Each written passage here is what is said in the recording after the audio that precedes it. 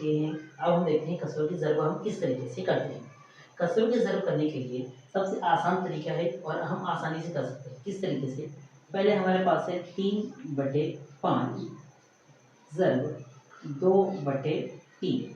यहाँ पर हमें ज़रब करना है तो ज़ाहिर सी बात है हमें 2 आदद चाहिए, मतलब 2 कसरें चाहिए। तो पहली कसर हमारी जो है वो है 3/5 और ज़रब अगर हमें ये करना है तो 2/3 से।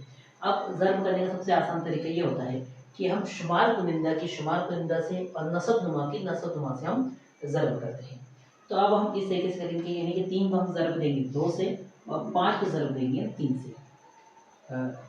हमें इसमें जो है नसब नुमा को यकसा बनाने की ज़रूरत नहीं पेश आती है। अब क्यों नहीं आती हम आगे देखेंगे। 3 ज़रब 2 बटे 5 ज़रब 3, इस तरीके से।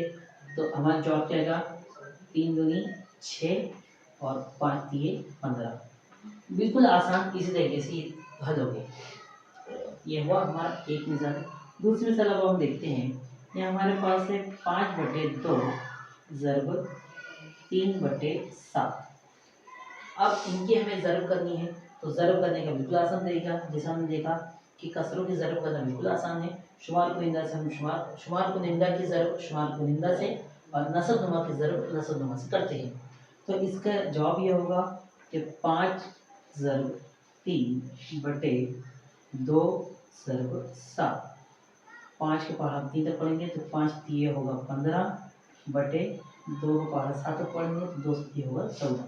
इस तरीके से हमने ज़रब किया। एक मिसाल हम और देखते हैं। यहाँ पर हमारे पास है 12/10। अब हमें इसे ज़रब करना है 2/3 से। जब हमें इसे ज़रब करना है हम आदत छोटे ले रहे हैं ताकि आपको समझने में आसानी हो। ये हम बड़े आदत भी ले सकते हैं लेकिन उसका हल भी वही होगा, लेकिन हमें हल करने में और समझने में थोड़ी दिक्कत हो सकती है, इसलिए हम छोटे आदत लेते हैं। अब 12 को हम ज़रब करेंगे 2 से और 10 को ज़रब करेंगे 3 से। तो ये किस तरीके से होगा? 12 ज़रब 2 बटे 10 ज़रब 3।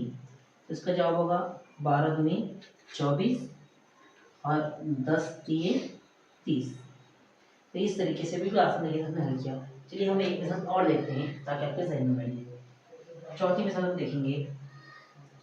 ये है 5/7 ज़रब 6/3। अब ये अलग मिसाल है बिल्कुल। अब इस तरीके से हम करेंगे तो इसको भी हम जैसे जो हमारा तरीका है इसी तरीके से करेंगे। ये क्या होगा? 5 ज़रब 6 बटे 7 ज़रब 3।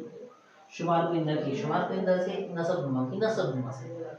तो हमारा जवाब आएगा 5 की कितना होगा? 30 होगा। 5 के पहाड़ा 6 तक पढ़ेंगे तो और 7 के पहाड़ा 3 तक पढ़ेंगे तो 7 ये होता है 21। इस तरीके से इसका जवाब हमारे पास आएगा 30/21। यानी हमने इस तरीके से कसरों की ज़रब कर ली। अब इतना होने के बाद कसरों की ज़रब करना आपके लिए आसान हो गया होगा।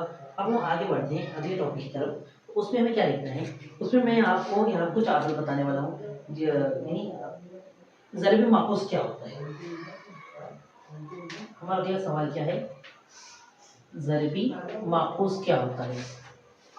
क्योंकि जब हम कसरों की तकसीम करेंगे तब हमें ज़रूरत पेश आती है ज़रबी माकूस की। तो ज़रबी माकूस क्या होता है पहले हम उसको समझ लेते हैं। ज़रबी माकूस ये होता है कि जैसे हमारे पास एक अदद है 5/6 और 6/5। पहली मिसाल हम देखते हैं कि 5/6 है, दरमियान में ज़रब की अलामत, और ये है 6/5। 2 कसर हमारे पास दी हुई है। अब इन 2 कसर को अगर हम ज़रब करें तो आप जानते हैं कि हम क्या करेंगे? 5 के पहाड़ा 6 तक पढ़ेंगे, फिर 5 छक्के कितना होगा? 30 होगा और 6 पंचे भी कितना होगा? 30 होगा। हमें जो कसर हासिल हुई 30 में से 30 आउट ऑफ पूरा। अगर हम इसे तकसीम करें तो क्या होगा? 30 एका 30, 30 एका 30। तो हमारा जवाब आया 1/1। यही जवाब आया हमारा। चलिए दूसरा देखते हैं। दूसरी मिसाल देखते हैं। 4 सही 1/4 ज़रब 1/4। हमारे पास ये 2 कसरें हैं। अब आप कहोगे ये 4 सही है, नहीं ये 4 सही नहीं है, बल्कि क्या है ये 4 ज़रब 1/4। इसे हमें ज़रब करना है। अगर हम इसे वाज़े करें, समझने के लिए देखें, हम जानते हैं किसी अदद के नीचे कोई अदद नहीं है तो वहाँ क्या होता है? 1 होता है। तो यानी कि अलामत क्या है इसकी, कुछ नहीं नजर नहीं आ रहा हमको, लेकिन ये क्या है 4/1 ज़र्ब 1/4, ये इस तरीके से है। अब हम एक शुमार कुंदा की शुमार कुंदा से नसब नुमा की नसब नुमा से ज़र्ब करते हैं। 4 एकम कितना होगा 4 होगा, 1 ज़र्ब 4 भी कितना होगा 4 होगा। अब एक दूसरे से कट जाएगा आसानी से, हम इसे काटते हैं 4 का 4 4 का 4, जवाब हमारा क्या आया 1/1, यानी अगर हम इसे सिर्फ 1 भी लिखे तो उसके बटे नीचे 1 होगा, ये हम जानते हैं।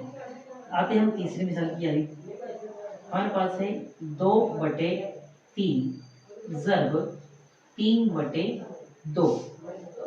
अब अगर हम इसे ओपन करेंगे, 2 का पहाड़ हम 3 तक पढ़ेंगे तो 2 3 कितना होगा 6/2 का पहाड़ की पड़ेगा तो 6 होगा, 6/6।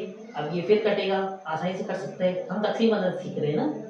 6 का 6 6 का 6, 1/1 जवाब आया, मतलब हमारा जवाब क्या आया 1 आया। बटे के नीचे अगर हम 1 नहीं लिखते हैं तो भी हम मानते हैं कि 1 होता है। एक मिसाल और देखते हैं, अच्छा 6/2 ज़र्ब 2/6, 6 का पाठ हम 2 तक पढ़ेंगे, 6 दूनी कितना होगा 12 होगा, बटे 2 ज़र्ब 6 कितना होगा 12 होगा। अब 2 नीचे भी 12 है ऊपर भी 12 है, ये कट जाएगा तो 12 का 12 12 का 12, इनका जवाब आया 1/1। अब हमें एक चीज़ समझ में आ गई है कि जब कसर 5/6 हमने देखी तो उसके सामने वाली जो कसर थी बिल्कुल उसके अपोजिट थी, 6/5 थी। और जब हमने इसको हल किया तो जवाब हमारा क्या आया 1 आया। इसी तरीके से 4/1, यह 1 छुपा हुआ है नहीं दिख रहा है, ज़र्ब 1/4 थी, यानी इसकी अपोजिट थी, उल्टी थी, यानी इसकी क्या थी वो माखूस थी। जब हम दो कसरें एक दूसरे की ज़रबी माखूस होती है, यानी एक दूसरे के बिल्कुल मुखालिफ होती है, जैसे 5/6 की अपोजिट थी 6/5, तो उनका जवाब क्या आता है 1 आता है। आई बात समझ में होती है, ये आपको समझ में आ गया। तो ठीक है, जब ये ज़रबी ज़रबी माखूस हमारा ये टॉपिक यहाँ पर क्लोज होता है। अब आगे हम जब बढ़ेंगे कसरों की तकसीम देखेंगे तब हमें इसकी ज़रूरत पेश आएगी कि ज़रबी माखूस का हम इस्तेमाल करते हैं, और वो किस तरीके से करते हैं अब हम कसरों की तकसीम में उससे देखेंगे। ठीक है।